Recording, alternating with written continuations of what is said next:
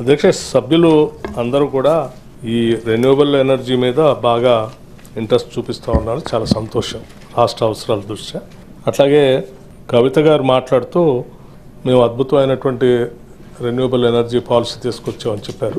నాకున్న సమాచారం మేరకు మాత్రం అధ్యక్ష 2020 వరకు ఈ రెన్యూవబుల్ ఎనర్జీ పాలసీ కంటే కూడా ఎలక్ట్రానిక్ వెహికల్స్ సంబంధించినటువంటి ఒక నిర్ణయం మాత్రం చేశారు, కానీ హోలిస్టిక్గా రెన్యూవబుల్ ఎనర్జీ పాలసీ మీద పాలసీ తీసుకొని రాలేదు వాళ్ళు. అట్లాగే మహిళలకు సంబంధించి రాష్ట్ర ప్రభుత్వం ద్వారా ఇచ్చేటువంటి సెల్ఫ్ హెల్ప్ గ్రూప్స్కి ఎనర్జీ డిపార్ట్మెంట్ ద్వారా ఒక ఎంఓయూ చేశాం. ఆ ఎంఓయూ ప్రకారం మహిళలందరికీ కూడా కనీసం 1000 మెగావాట్లు సెల్ఫ్ హెల్ప్ గ్రూప్స్కి ఇచ్చి వాళ్ళతో ఈ పరిశ్రమలు పెట్టించాలని, ఆ పెట్టినటువంటి పవర్ను కూడా రాష్ట్ర ప్రభుత్వం కొనుగోలు చేసి వాళ్ళని ఆర్థికంగా నిలదొక్కునేట్టు చేయటం కోసం పెట్టడానికి వడ్డీ లేని రుణాలు ఇవ్వాలనుకున్నాం. రాష్ట్ర ప్రభుత్వానికి అందుబాటులో ఉన్నటువంటి ఎనర్జీని మహిళలతో పెట్టించాలనుకున్నాం. పెట్టిన తర్వాత దాన్ని కొనుగోలు కూడా రాష్ట్ర ప్రభుత్వం చేసేటట్టుగా, అంటే ఎటువంటి ఇబ్బంది లేకుండా మహిళలకు అది ఏర్పాటు చేయాలనుకుంటున్నాం. వారు చెప్పినట్టు మాకు కూడా ఈ ప్రభుత్వానికి కూడా తెలుసు అధ్యక్ష, మహిళల దగ్గర భూములు ఉన్నాయని మేము ఎప్పుడు చెప్పలేదు. వాళ్ళ దగ్గర భూములు లేవు కాబట్టి అవసరమైతే లీజుకి ల్యాండ్ తీసుకొని ఆ తీసుకున్నటువంటి లీజ్ ల్యాండ్స్ కూడా దీంట్లో ఈ కాస్ట్లోనే ఇంక్లూడ్ చేసుకొని రాష్ట్ర ప్రభుత్వంతో ఎంఓ చేసేటువంటి కార్యక్రమాన్ని ఏర్పాటు అమ్మా. సో లీజ్ ల్యాండ్స్ తీసుకొని చేయటానికి పూర్తిగా నిర్ణయం చేశాం. అట్లాగే రాష్ట్ర ప్రభుత్వం దగ్గర ఏదైనా ప్రభుత్వ భూములు ఉంటే కూడా ఆ భూములను కూడా ఫస్ట్ ప్రయారిటీ సెల్ఫ్ హెల్ప్ గ్రూప్స్కి ఇచ్చి లీజ్, అంటే ఉదాహరణకి ఎండోమెంట్స్ ల్యాండ్స్ ఉన్నాయనుకోండి, ప్రభుత్వ భూములు అంటే ఎండోమెంట్స్ ల్యాండ్స్, ఇరిగేషన్ ల్యాండ్స్, లేకపోతే ఇంకేదో ల్యాండ్స్, ఖాళీగా ఉన్నటువంటి రెవెన్యూ ల్యాండ్స్, ఖాళీగా ఉన్నటువంటి ల్యాండ్స్ ఒక్కో డిపార్ట్మెంట్ సంబంధించిన ల్యాండ్సే ఉంటాయి. ఆ డిపార్ట్మెంట్స్ వాళ్ళ దగ్గర నుంచినటువంటి భూములు వాళ్ళకి ఇప్పించినప్పుడు దానికి సంబంధించినటువంటి ఆ లీజ్ కూడా ఆ డిపార్ట్మెంట్కి ఫిక్స్ చేసి ఇచ్చేటట్టు వెసులుబాటుని వాళ్ళకి కల్పిస్తూ ఆ కార్యక్రమాన్ని చాలా మీనింగ్ఫుల్గా టైప్ చేసాం అధ్యక్ష. దీంట్లో సభ మొత్తం కూడా దీన్ని హర్షించి ఆమోదించడమే కాకుండా అభినందించాల్సినటువంటి అవసరం ఉంది. ఇంతవరకు రాష్ట్రంలో కానీ దేశంలోనే ఎక్కడా కూడా మహిళలకి ఇటువంటి కార్యక్రమాన్ని తీసుకున్న చరిత్ర లేదు అధ్యక్ష. అట్లాగే యువతకు కూడా ముందుకొచ్చి, యువతకు అందరికి కూడా అన్ఎంప్లాయిడ్ యూత్ ఎవరు ముందుకొచ్చి మేము ఇటువంటి పాయింట్స్ పెట్టుకుంటామని అంటే కూడా వాళ్ళని ప్రోత్సహించడానికి ఈ ప్రభుత్వం సిద్ధంగా ఉంది అధ్యక్ష. We want to encourage self employment scheme కింద ఈరోజు బహుశా అనుకుంటున్నాను నేను, రాష్ట్ర ముఖ్యమంత్రి గారు ఒక ప్రకటన కూడా చేయబోతా ఉన్నారు కూడా యూత్కి సంబంధించి. అందులో దీన్ని కూడా ప్రకటిస్తారు. యువత కోసం ఈ రాష్ట్ర ప్రభుత్వం చాలా లోతుగా ఆలోచన చేస్తూ ఉంది. వాళ్ళందరికీ ఉద్యోగ అవకాశాలు కల్పించడమే కాకుండా ప్రభుత్వ పరంగా, ఒకవేళ ప్రభుత్వ పరంగా ఉద్యోగ అవకాశాలు రాకపోతే రాష్ట్ర ప్రభుత్వం బ్యాంకింగ్ వ్యవస్థతో మాట్లాడి సెల్ఫ్ ఎంప్లాయ్మెంట్ ద్వారా వాళ్ళు కాళ్ళ మీద వాళ్ళు నిలబడటం కోసం ఏ కార్యక్రమాలు చేస్తే బాగుంటుంది అనేది కూడా లోతుగా అధ్యయనం చేసి వాళ్ళకి కావాల్సిన టైప్ కూడా చేపించే కార్యక్రమాన్ని రాష్ట్ర ప్రభుత్వం చేపడుతుంది అధ్యక్ష. అందులో భాగంగా రెన్యూవబుల్ ఎనర్జీలో కూడా వాళ్ళకి లాభదాయకంగా ఉన్నటువంటి అంశాలు, లేకపోతే వ్యాపారంగా 4 రూపాయలు సంపాదించుకోవడానికి అవకాశం ఉన్న ప్రతిదాన్ని కూడా యువతకి ప్రయారిటీ ఇస్తాం అధ్యక్ష. అట్లాగే ఈ సోలార్ ఎనర్జీకి సంబంధించి నాట్ ఓన్లీ ఈ రాష్ట్రంలోనే కాదు అధ్యక్ష, దేశంలో కూడా ఎక్కడెక్కడ అందుబాటులో ఉంటే దాన్ని కూడా రాష్ట్ర ప్రభుత్వం అందిపుచ్చుకోవాలన్నటువంటి ఆలోచనతో ఈ మధ్య రాజస్థాన్ గవర్నమెంట్తో కూడా సింగరేణి కాలరీస్ ద్వారా ఒక ఎంఓయూ కూడా చేసుకొని రావటం జరిగింది అధ్యక్ష. సోలార్ పవర్కి సంబంధించి అక్కడ సోలార్ పార్కులు వాళ్ళు తయారు చేస్తూ ఉన్నారు. దాంట్లో ఉత్పత్తి చేసేటువంటి పవర్ని ఐదర్ వాళ్ళైనా పీపీ చేసి వాళ్ళు కొనుగోలు చేయటం, లేకపోతే మనకు అవసరం ఉంటే మనం తెచ్చుకుంటాం. రెండు మన మీద ఏ భారం లేకుండా ఎంఓఐ చేసేటువంటి కార్యక్రమాన్ని చేసి వచ్చాం అధ్యక్ష. అట్లాగే మిగతా అంశాలు మిత్రులు ఈవీ వెహికల్స్ గురించి ఏమైనా ప్రోత్సాహాలు ఉన్నాయని అడుగుతూ ఉన్నారు. తప్పనిసరిగా ఈ వెహికల్స్కి సంబంధించి రాష్ట్ర ప్రభుత్వం ఇప్పటికే ఒక నిర్ణయం తీసుకుని ట్యాక్స్ ఫ్రీ రిజిస్ట్రేషన్ అప్పుడు కూడా చేస్తూ ఉన్నారు.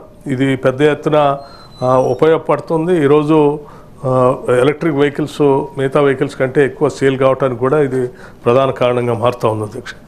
అట్లాగే పంప్ స్టోరేజ్ గురించి ఎంతమంది ఎవరైనా వచ్చారా, ఏమో చేసుకున్నారా, ప్రాసెస్లో ఉన్నాయా, నడుస్తున్నాయని అడుగుతున్నారు అధ్యక్ష. ఈ మధ్యకాలంలో ఈ రెన్యూవబుల్ ఎనర్జీ ప్రకటించిన తర్వాతనే, పాలసీ ప్రకటించిన తర్వాతనే దావోస్లో జరిగినటువంటి కార్యక్రమంలో రాష్ట్ర ముఖ్యమంత్రి రేవంత్ రెడ్డి గారు అట్లాగే ఇండస్ట్రీస్ ఐటీ మంత్రి శ్రీధర్ బాబు గారు అక్కడికి వెళ్ళినప్పుడు ప్రపంచవ్యాప్తంగా కూడా అక్కడికి వచ్చినటువంటి పారిశ్రామికవేత్తలు తెలంగాణలో ప్రకటించిన రెన్యూబుల్ ఎనర్జీ పాలసీ మీద చాలా బాగుందని అభినందించడమే కాకుండా 1,00,000 కోట్ల దాకా పైబడి ఉండేటట్టుగా అక్కడ ఉన్నటువంటి పారిశ్రామికవేత్తలు ఎంఓయూ చేశారు.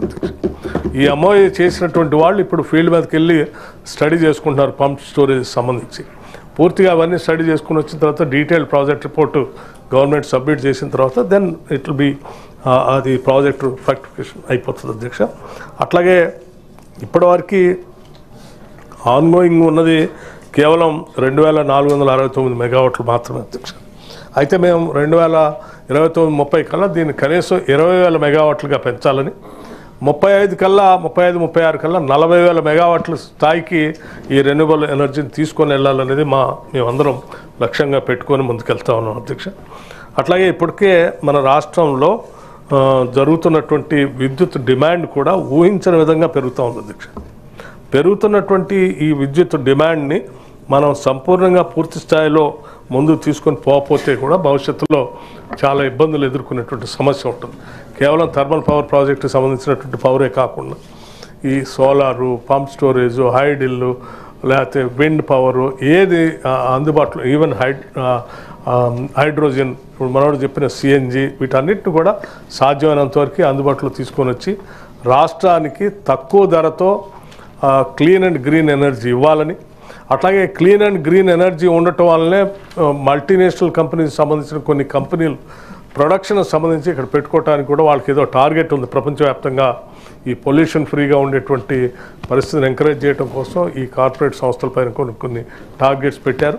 ఆ percentage of clean green energy వాళ్ళకి అందిస్తేనే వాళ్ళకి అటువంటి వెసులుబాటు వస్తుంది. కాబట్టి దానికోసం కూడా ఆ కార్పొరేట్ సంస్థలు కూడా ఎదురు చూస్తున్నాయి. వాటిని కూడా దృష్టిలో పెట్టుకొని ఇక్కడ పెద్ద ఎత్తున ఈ ఎనర్జీని ఉత్పత్తి చేసే కార్యక్రమాన్ని తీసుకుంటున్నాం.